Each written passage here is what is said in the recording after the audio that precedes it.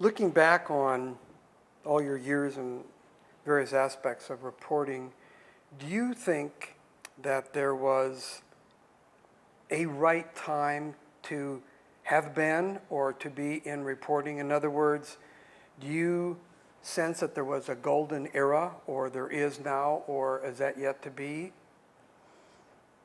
Boy, that's a hard one. A golden era. I think there was at a time, if you want to talk financially, back, as we all call it, in the good old days. Yeah. But that was then, and this is now, and this is a different type of area. And as everyone knows, with age comes wisdom, and just because you can make a lot of money doesn't mean it's the golden era. I think I'm having more fun now. I'm enjoying things much better and taking much more pride in my work. But with, you know, what's out there, we don't know. And I think there'll probably be many more. Have you ever fancied yourself as doing something other than court reporting? Even during your career? Yeah. I've always wanted to be a bartender. Bartender? You meet some interesting people. Yes, definitely. And I can have a different personality every day.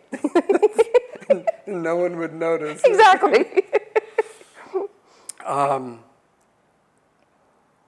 What are your greatest fears about the future of reporting? Boy. And that would be another one, kind of what's happening now, because we don't know what is going to happen in the future. I would think,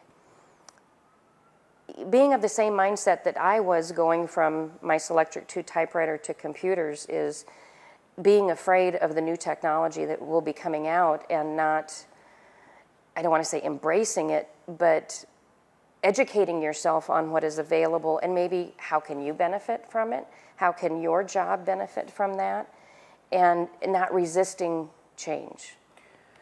Speaking of the future, can you describe the life of a reporter 10 years from now? Oh boy.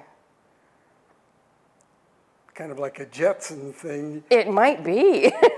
But it's interesting about the Jetsons, most all of that never really came to fruition. There were some advances made, but you don't see too many people flying around in the city. No, I don't see that. I would think there might be more telecommuting instead of getting in the car and driving. Obviously, with the advent of everything that can be done over the internet, probably much more in that way. Will we still see the steno machine, maybe in a more futuristic case, but will we still see that around? Yeah, I believe so. I think many different versions have been tried. Some of them have worked, but the darn little machine that we have, I don't know what else might come about from it. What quality or qualities best describe the reporter or reporters you most admire or admired? Boy, okay.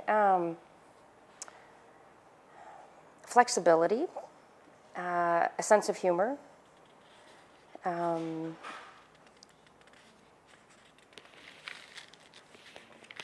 professionalism, punctuality. Those come to mind.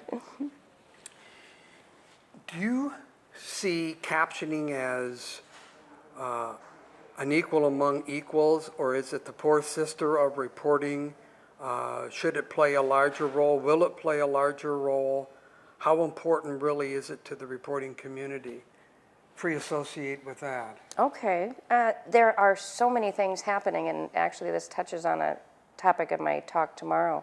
It is kind of the various different markets that are now available for people with captioning skills, with various different laws that have passed.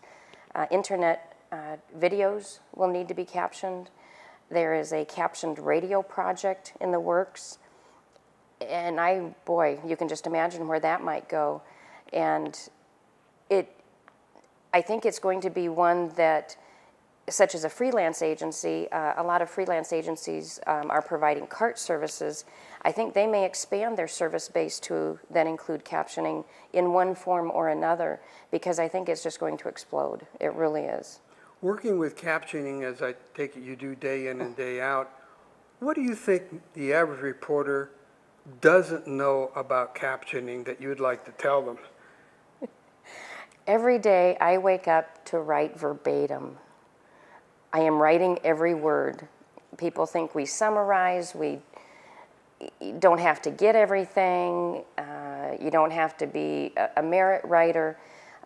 Every day in my brain it is verbatim, and that is what I strive for every single day. And on a good day I might get there. It is a different animal than in court, and it's a lot more technology, I think a lot more troubleshooting, so to have that technical skill on top of things. Most of us do work from home, so I don't have the IT guy down the hall to call and say, hey, you know, what do I do here? I need to be able to figure that out. And so we're very isolated in a lot of ways, but we have to know what we're doing, and people are relying on us. In some respects, I suppose you're the envy of most of the working world in that you work in your jammies. That would be a true statement, yes. Tell me a little bit about your involvement with the National Association. What has been your involvement? I take it other than coming to conventions, you have some role? Oh boy, it started a long time ago, probably early to mid 80s. I was in a small town in central Washington as an official, and I had been a member since, 1980, I believe. And so I was getting the magazine on a regular basis and would flip through. And my biggest gripe was nobody was talking to my situation of an official reporter in a small county. And so then I started attending, I think, the Washington State conventions. And again, no one was paying attention to the small counties. And frankly, I was a little angry about that, and either made a phone call or wrote a letter asking for more information, and it wasn't out there. So I think the next national convention I attended and started rattling some cages. I've basically been involved ever since, kind of with the advent of real-time.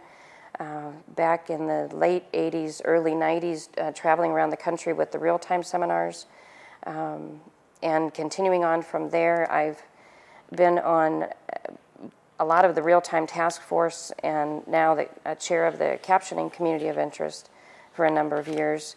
I give seminars regularly at the conventions and to other state conventions also.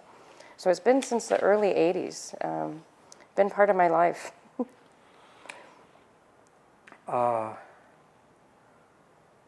The advent of captioning has not really caused, I suppose, any friction with the regular reporting community, but it has, I suppose, siphoned some reporters off to it that would otherwise go to make up this incredible shortage that we have of reporters.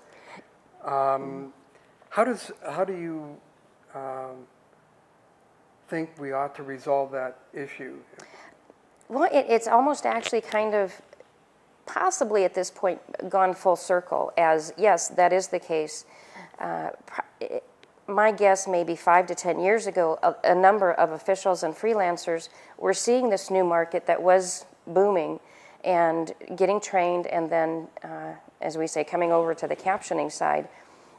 But now, the captioning area is where those folks that are losing their jobs in the court systems are coming, and into the cart field also.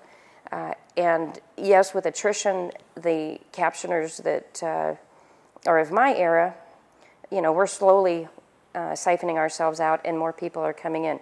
This is also a place that a number of the students are coming directly and not going the legal route, but coming directly into the captioning world.